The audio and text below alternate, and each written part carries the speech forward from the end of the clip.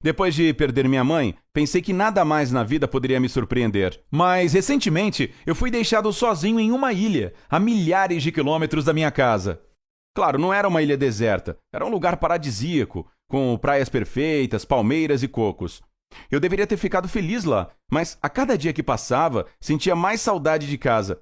Tinha saudades da minha vida antiga e a queria de volta. Mas o mais doloroso é que isso era totalmente impossível.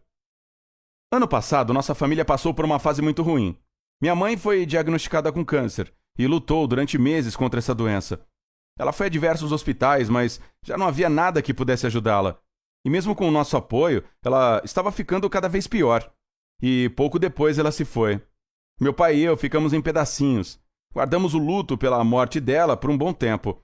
Nós dois estávamos deprimidos. Papai passou semanas trancado em casa.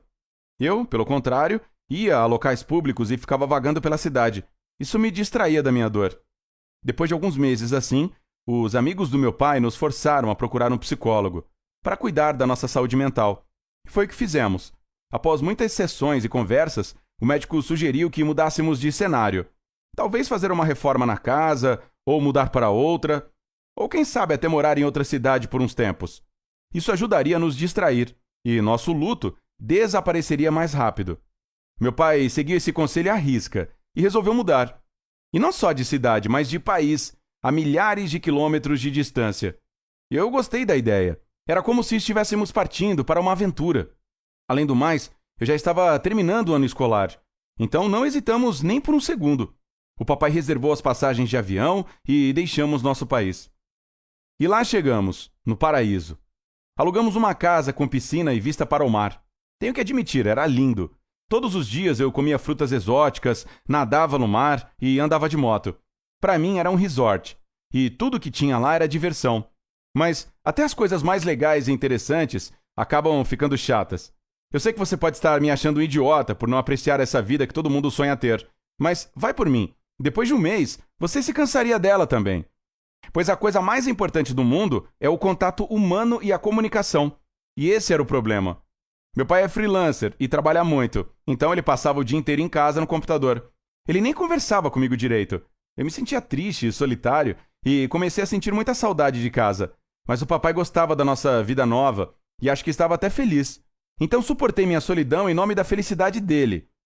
Eu já tinha visto o quão mal ele ficava quando estava deprimido e eu não queria que aquilo acontecesse de novo. Então só me restava esperar que o verão acabasse para finalmente voarmos de volta para nossa casa e eu voltar para minha escola. Mas quando esse momento chegou, meu pai disse que não queria voltar. Ele tinha gostado tanto daquele lugar que queria viver lá e estava feliz. E lá em casa, as lembranças da morte de sua amada esposa estariam esperando por ele. Mas eu tinha que ir para a escola e sentia muita falta dos meus amigos. Então fizemos um trato. Nós passaremos mais um mês lá e depois voltaremos para casa.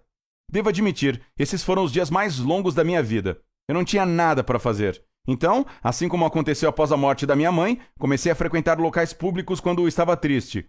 Eu pegava a moto do meu pai e percorria a cidade só para ver como as pessoas daquele lugar viviam. E em um desses dias, pensei que havia perdido meu pai para sempre. Começou a chover muito forte enquanto eu estava na cidade. Chovia tanto que minhas roupas ficaram ensopadas depois de poucos minutos. Isso era comum na estação da chuva. E torci para que o sol voltasse rápido. Mas não foi o que aconteceu naquele dia. Um vento forte começou a soprar, e eu ouvi os trovões lá longe.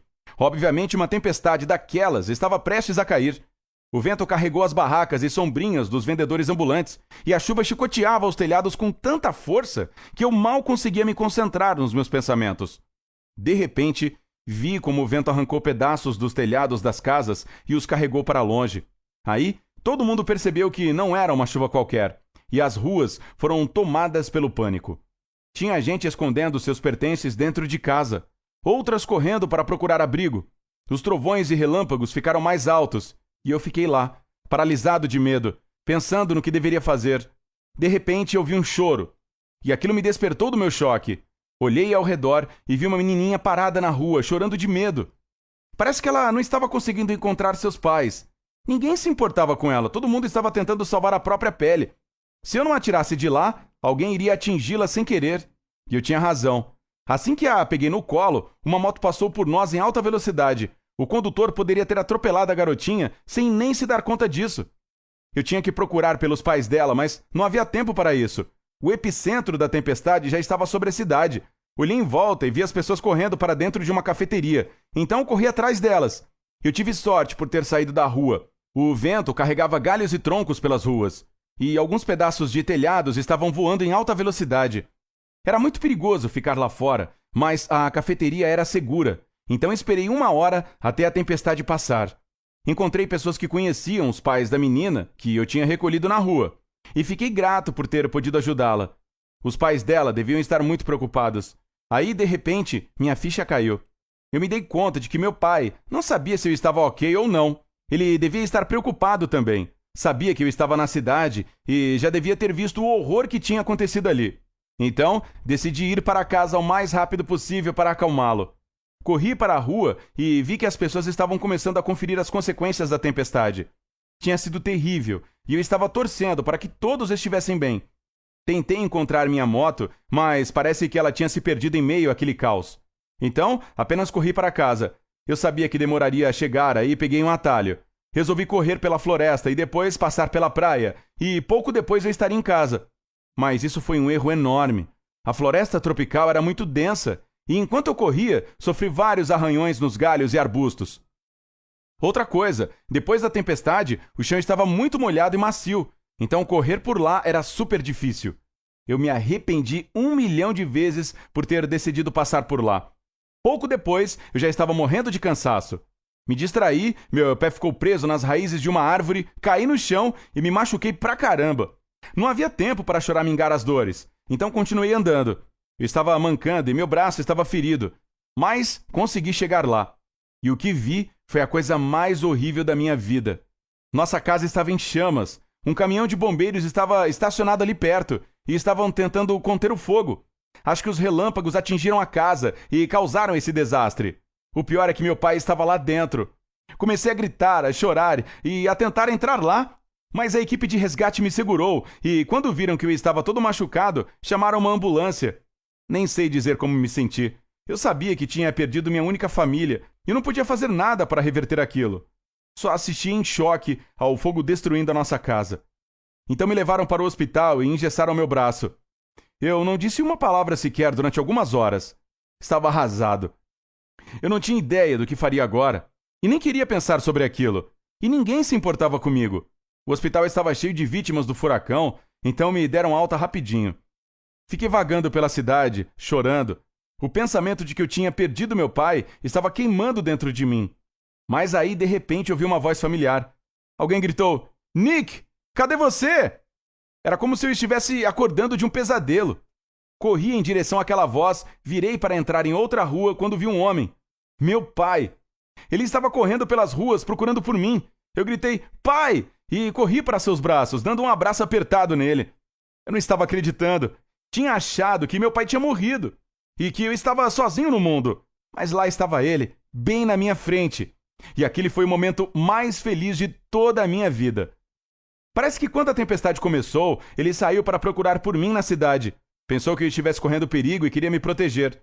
Isso provavelmente aconteceu na mesma hora em que eu estava escondido na cafeteria com as outras pessoas. E enquanto o papai estava me procurando na cidade, eu estava correndo pela floresta para encontrá-lo em casa. Graças a Deus, ele não estava lá quando o raio o atingiu. Pouco depois, fomos para casa e descobrimos que todas as nossas coisas tinham queimado. Nós perdemos tudo, mas não estávamos nem aí. Nós tínhamos um ao outro e isso era tudo o que precisávamos. Nós enfrentamos muitos problemas para voltar para os Estados Unidos. Não tínhamos dinheiro, nem documentos, nada. Mas por fim, conseguimos voltar e estamos felizes. Aquele acontecimento nos ajudou a entender que ainda tínhamos um motivo para viver. Claro, nós dois ainda sentimos muito a falta da mamãe, mas isso não é motivo para parar de seguir em frente ou de nos trancafiarmos em casa. E fugir para uma ilha paradisíaca não mudaria nada. É preciso aprender a seguir em frente e a apreciar o que se tem. Obrigado por assistir. Você consegue manter a calma em situações desesperadoras? Escreva sobre isso nos comentários. E não se esqueça